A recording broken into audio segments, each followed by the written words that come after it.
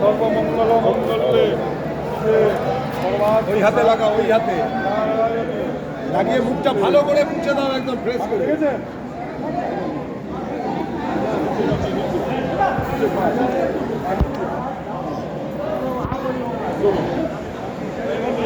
বসে প্রণাম করে নিন, মার পায় নিচে বসে প্রণাম করে কাজ করুন।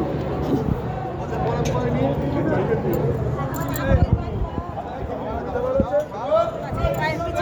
ভালো করে মুখটা মুছে ধরো ধরো নিচে করে নাও, সব করে নিয়েছো, একদম করে নাও, পার পার